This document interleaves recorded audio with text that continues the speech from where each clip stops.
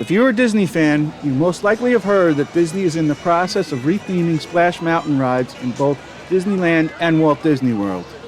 They are changing it up from the Song of the South Brer Rabbit theme to a Princess and the Frog theme. Without getting into everything that went into that, today we're going to be discussing a recent rumor about how that change might affect Walt Disney World. Princess and the Frog movie is based in New Orleans, so the first issue that I thought of when I heard about the retheme was, okay, Splash Mountain is by definition a mountain. The whole point of the ride is the big drop and the splash, right? So New Orleans is not known for mountains, so it seems a bit out of place. I'm not sure exactly how they're going to make that work, but okay, we'll assume for now that they will, and we'll overlook that. Now in Disneyland, there is a New Orleans Square area which contains Pirates of the Caribbean and the Haunted Mansion, and with Splash Mountain right at the end. So it would be easy to fit in the New Orleans themed Splash Mountain to the existing New Orleans Square area there. But in Walt Disney World, there is no New Orleans Square. Instead, there's Liberty Square, which contains the Walt Disney World version of the Haunted Mansion. There's a really cool detail that we're going to cover in an upcoming video that you can trace American history through the layout of the buildings in Liberty Square and down into Frontierland. Now again, we're going to cover this more in detail in a future video because I think it's a really neat feature that most people overlook as they go through the parks. But to sum it up, you can notice that the first buildings in Liberty Square are more seaport New England style, and then it moves to a later style in places like Philadelphia. Then down through Frontierland, you can see the progress of westward expansion all the way to the desert southwest area with Big Thunder Mountain. So all of that was designed and built into Disney World from the start.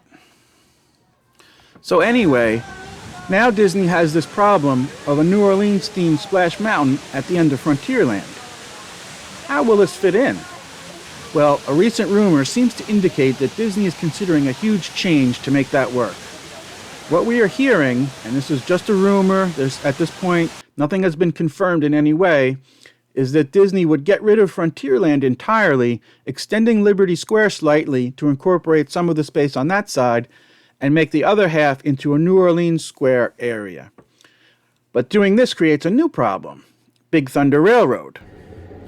This would leave Big Thunder out of place right past Splash Mountain and the New Orleans themed area.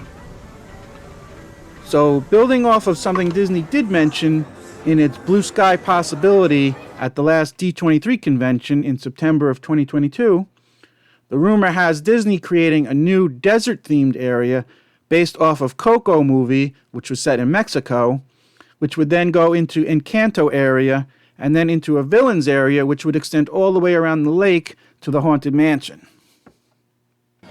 Okay, so what do I think about this? Well, there's lots of factors and issues to consider, etc., but let me just sum it up. I hate it. Okay, the idea of a Villains Land I love, but beyond that, I think this is a terrible idea. So let's go over why.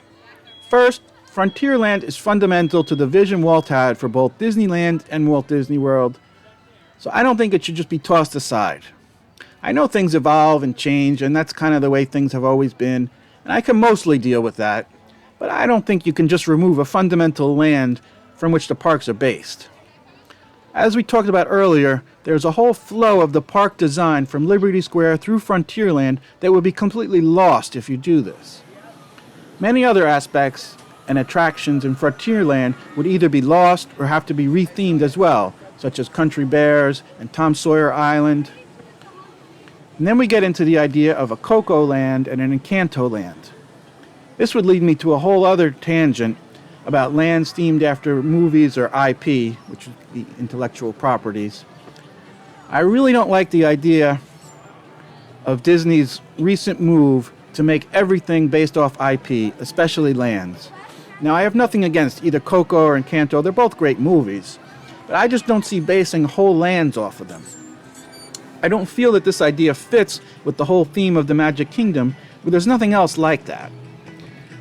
I could spend a whole video on this idea, but I think it's just lazy and a lack of creativity to just constantly recycle ideas by generating sequel after sequel. It's the same idea here.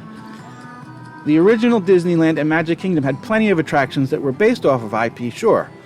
But they also had things like the Haunted Mansion, Pirates, Jungle Cruise, It's a Small World, so many more. All of these were not based off of any IP. They were just creative projects that Walt had, or the Imagineers had, and they envisioned and brought to life in the parks. I wonder if any attraction like the Haunted Mansion or any of these others that I mentioned would even be made today.